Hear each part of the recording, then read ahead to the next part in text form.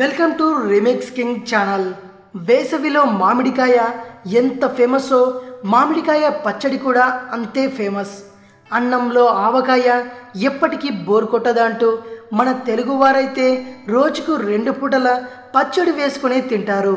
పూర్తిగా పచ్చడితో కాకపోయినా అలా అంచుకైనా పచ్చడి ఉండి తీరాల్సిందే అంటారు.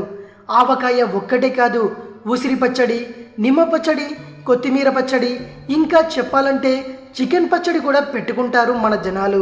మరి ఈ పచ్చళ్ళు మంచివేనా? ఒక పూట వండిన కూర మరో పూట తినాలంటేనే సందేహిస్తాం. అలాంటిది పచ్చడిని రోజులు నెలల కొద్దీ తినడం మంచిదేనా? పచ్చడి త్వరగా పాడవదు, అంత మాత్రాన అది శరీరాన్ని పాడు చేయదంటారా? పచ్చడి ప్రేమికులకి ఈ మాట నచ్చకపోవచ్చు, కానీ పచ్చళ్ళ వల్ల శరీరానికి ఎన్ని నష్టాలున్నాయో ఇప్పుడు తెలుసుకుందాం. మన భారతీయులు తినాల్సిన దానికన్నా 2 ఎక్కువగా ఉప్పును తింటారని సర్వేలు చెబుతున్నాయి.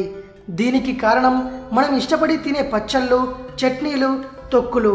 పచ్చళ్ళలో ఉప్పు శాతం ఎక్కువగా ఉంటుంది. దాంతో ఒంట్లో సోడియం లెవెల్స్ పెరిగిపోతాయి. బ్లడ్ ప్రెషర్ సమస్యలు, హైపర్ టెన్షన్, కిడ్నీ సమస్యలతో పాటు పొట్ట ఊపడం లాంటి ప్రమాదాలు ఉంటాయి.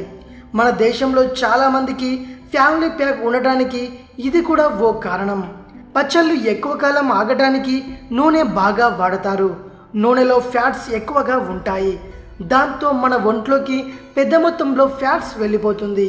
ఈ కారణంతో కొలెస్ట్రాల్ సమస్యలు, గుండె వ్యాధులు వస్తాయి. పికిల్స్ మెటబాలిజం రేటుకి, జీర్ణక్రియకు స్నేహపూరితమైనవి కావు. అతిగా పచ్చళ్ళు తింటే మోషన్స్ అవుతాయి. ఈ విషయం అందరికీ తెలిసిందే. ఇందులో పెద్దగా సైన్స్ అవసరం లేదు. హై సోడియం లెవెల్స్ తీసుకొచ్చే పచ్చళ్ళు కిడ్నీల ఆరోగ్యానికి మంచివి కావు.